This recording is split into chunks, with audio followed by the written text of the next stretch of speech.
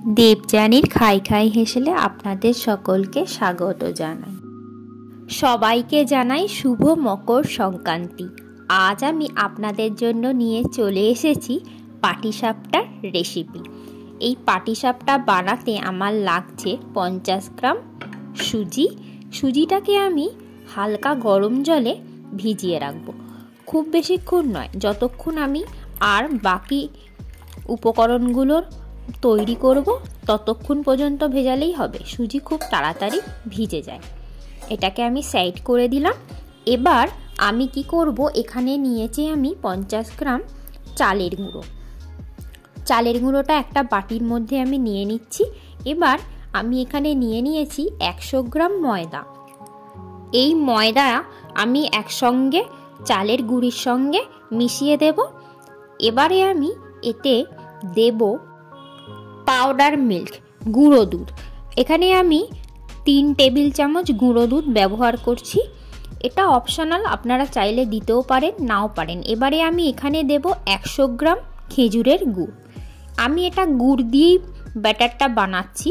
আপনারা যদি চান তাহলে এটা কিন্তু চিনি দিয়েও বানাতে পারেন, তবে যেহেতু এটা সিজনাল, এই টাইমে গুড়টা অ্যাভেলেবেল পাওয়া যায়, তাই গুড়ের একটা ফ্লেভার খুব সুন্দর আসে, তাই আমি এটা গুড় দিয়েই বানাচ্ছি। আমি প্রথমে এটাকে ভালো করে মেখে নেব। এই গুড়টা দিয়ে পুরো ব্যাটারটা মাখবো না, তার কারণ হচ্ছে ওপরের ওই যে পাটিসাপটার আমাদের যে অংশটা, সেটা যদি খুব মিষ্টি হয় সেটা খেতে ভালো লাগে না, তাই ওপরের পোর্শনটা আমাদের অল্পই মিষ্টি হবে, তাই আমি একটু জল ব্যবহার করব। আর আপনারা যদি চান তাহলে পুরোটাই গুড় দিয়েই মাখতে পারেন, সেক্ষেত্রে মিষ্টিটা কিন্তু খুব বেশি লাগবে, তাই পুরোটা গুড় দিয়ে না করাই ভালো। তো এখানে আমি অল্প গরম জল মিক্স করছি, করে আমার এখানে একটা খুব বেশি ঘনও হবে না, খুব বেশি পাতলাও হবে না, ঠিক এই রকমই হবে। এইভাবে ব্যাটারটা তৈরি হয়ে গেছে। এবার আমি এই ব্যাটারের সঙ্গে যে সুজিটা ভিজিয়ে রেখেছিলাম সেটা মিক্স করে দেব। মিক্স করে দিয়ে ভালো করে এটাকে স্মুথ করে নেব। আর এটা যখন খুব ভালো করে মিশে যাবে তখন আমি এখানে স্বাদ মতো নুন মিশিয়ে দেব। দেখুন ব্যাটারটা একটু ঘন হয়ে গেছে। এবারে যদি মনে করেন যে একটু জল লাগবে তাহলে অবশ্যই জল মেশাতে হবে, কারণ এটা একটু ঘন হয়েছে, এতটা ঘন হবে না। পাটিসাপটার ব্যাটার একটু পাতলা হয়, খুব পাতলাও নয়, ঠিক এই জিনিস কনসিস্টেন্সিটা ঠিক এই রকমই থাকবে। এটা পুরো আমার রেডি একদম। এবার আমি এখানে স্বাদ মতো নুন দিয়ে দিচ্ছি। এবার আমি এটা আস্তে আস্তে তৈরি করতে শুরু করব। তো চলুন তাহলে। তো আমার তো এটা অলরেডি হয়েই গেছে। আর আমি এই পাটিসাপটা করার জন্য এখানে নিয়ে নেব একটা ফ্রাই প্যান। একটু মোটা ধরনের প্যান নেব, তাতে আমি ঘি ব্রাশ করব। ব্রাশ করার পর এতে 1 হাতা 2 হাতা দিয়ে দেব। এটা খুব বেশি বড় হবে না।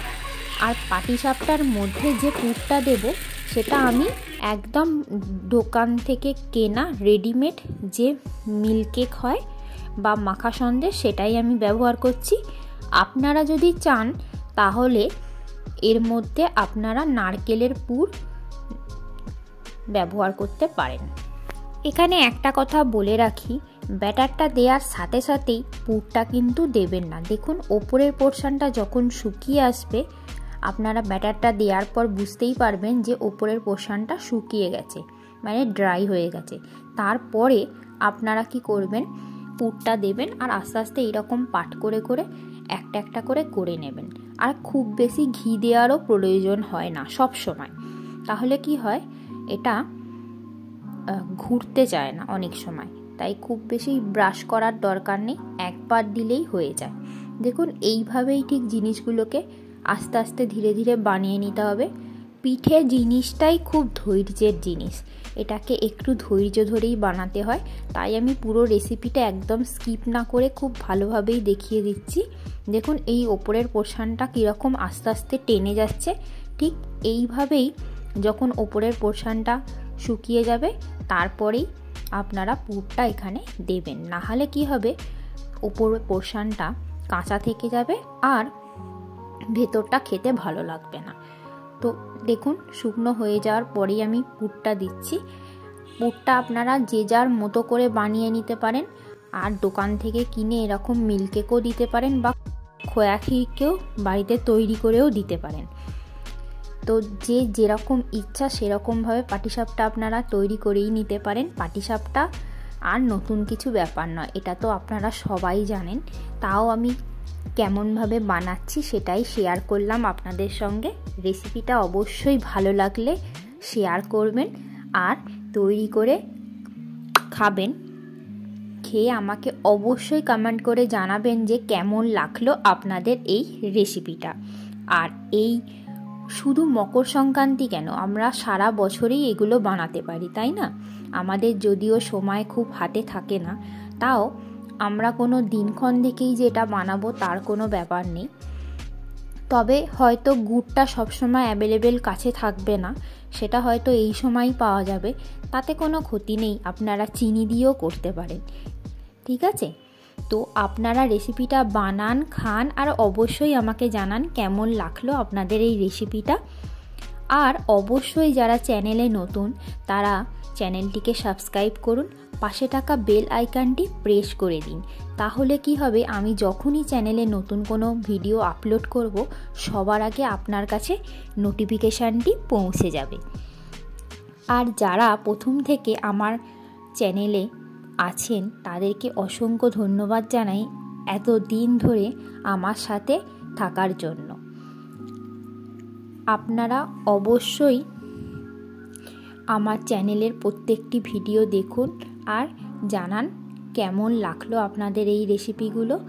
আর যদি আপনাদের কোনো রেসিপি জানতে ইচ্ছে করে বা আমার থেকে শিখতে ইচ্ছে করে তাহলে সেটাও আমাকে কমেন্টে জানাতে পারেন। কি রেসিপি আপনারা চাইছেন, কি ধরনের রেসিপি আপনারা আমার থেকে জানতে চান, তাহলে আমি আপনাদের পছন্দ মতো রেসিপিগুলো করে দেখাতে পারব।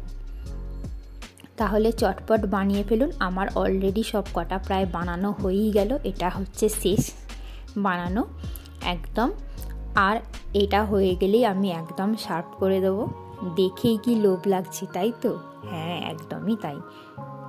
পাটিসাপটা পিঠে তো লোভ লাগারই কথা, তাই না? শুধু একটু সময় দিয়ে ধৈর্য দিয়ে করতে হয়, এটাই যা। তো যাই হোক, এইটা বানাতে খুব বেশি সময়ের প্রয়োজন হয় না, পাটিসাপটা খুব তাড়াতাড়ি হয়ে যায়। আমি যে প্রসেসে দেখিয়েছি সেটা আগে থেকে কিছু প্রিপারেশান না করে রাখলেই আপনারা বানিয়ে নিতে পারেন, চাইলেই পারেন বানাতে, শুধু উপকরণগুলো কাছে থাকা দরকার।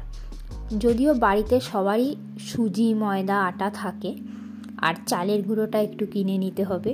তো যাই হোক, আপনারা অবশ্যই বানান। দেখছেন তো, ওয়াও, যা দারুণ দেখতে হয়েছে, দেখেই মনে হচ্ছে এক্ষুনি খেয়ে নিই, তাই তো? একদমই তাই। চটপট বানিয়ে ফেলুন, এতটাই সোজা, আপনারা সবাই পারবেন এটা বানাতে। আমরা এই শীতের দিনে অনেকেই গুড়ের পায়েস খেতে খুব পছন্দ করি, তাই না? তো আপনাদেরকে আজকে এই গুড়ের পায়েস সম্পর্কেই একটা টিপস বলবো। যখনই আমরা গুড়ের পায়েস বানাতে যাই অনেক সময় কি হয়, দুধটা ফেটে যায়। তো কি করবেন, পায়েস বানিয়ে নেওয়ার পরে শেষে গুড়টা দিন, দিয়ে গ্যাসটায় ফ্লেমটাকে বন্ধ করে দিন। দেওয়ার পর একদম সেটাকে নাড়ানাড়ি করবেন না, যখন সার্ভ করবেন একবার ঘেটে নেবেন, দিয়ে পায়েসটা সার্ভ করুন, দেখবেন গুড়ের পায়েস একদম খুব সুন্দর হয়েছে। এটাই ছিল আজকে আপনাদের জন্য টিপস। আপনারা ভালো খান, সুস্থ থাকুন আর দেখতে থাকুন দেবযানীর খাই খাই হেসেল। আবারও দেখা হবে একটা নতুন রেসিপি নিয়ে। Thank you.